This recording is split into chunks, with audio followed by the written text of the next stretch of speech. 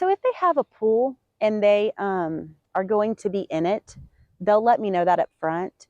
And I will say, okay, so when you're in the pool, I want you to do this, and I try to give them things that they can do in the pool that's not going to interfere with lessons, because more so than homework, we worry about interference.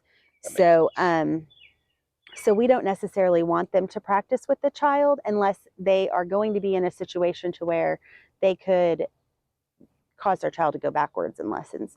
And then we will give them something, some sort of skill to start out with.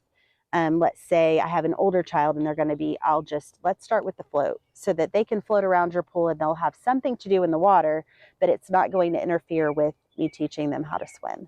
So, so we try to give them something to do if they have a pool and they're going to be in it quite often.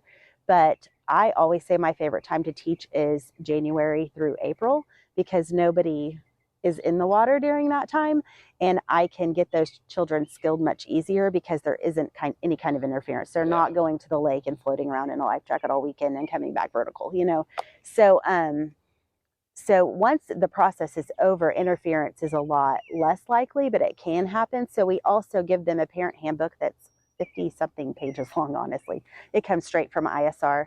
And it goes through, there's an entire chapter on interference to say, do this, not this, so they have a lot of guidance. They can always call me. I always say, if you go swimming this summer and they're doing something that you don't like, call me. I'll have you bring them to me. We'll go over it. We'll talk about what might caused it. We'll fix it. I don't want them to ever just suffer through the entire year with an undesired behavior. I want them to, make sure that their skills are staying intact.